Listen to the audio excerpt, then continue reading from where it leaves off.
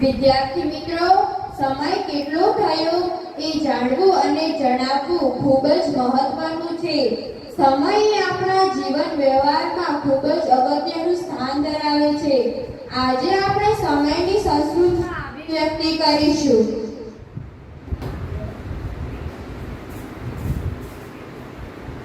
મારી ઘડિયાળમાં 6:55 થઈ છે, એટલે કે 55 વાગ્યાના. મારી ઘડિયાળમાં 3:05 થઈ છે, એટલે કે 50 વાગ્યાના. મારી ઘડિયાળમાં 11:50 થઈ છે, એટલે કે 10:41 વાગ્યાનો.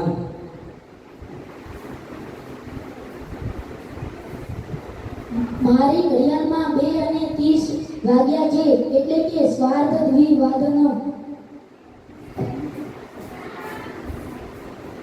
મારી ઘડિયાળમાં 8:10 વાગ્યા છે, એટલે કે 10:08 વાગ્યાના. મારી ઘડિયાળમાં 6:50 થયા છે, એટલે કે 10:17 વાગ્યાનો. મારી ઘડિયાળમાં 9:15 થઈ છે, એટલે કે 9:15 વાગ્યાના. મારી ઘડિયાળમાં 6:30 થઈ છે, એટલે કે 7:60 વાગ્યાનો.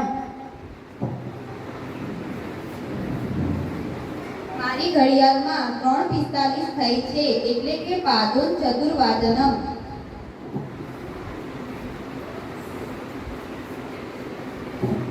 મારી ઘડિયાળમાં 3:55 થઈ છે, એટલે કે 75 વાગ્યાના.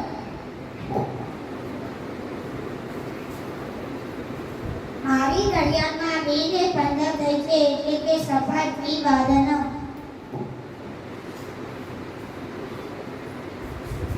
મારી ઘડિયાળમાં 3:10 થઈ છે, એટલે કે 10:30 વાગ્યાના.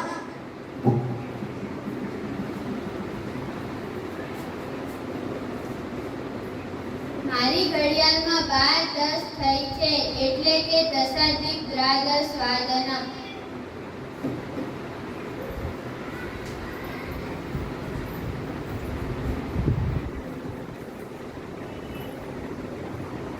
મારી ઘડિયાળમાં 7 વાગ્યા છે, એટલે કે 7 વાગ્યાના.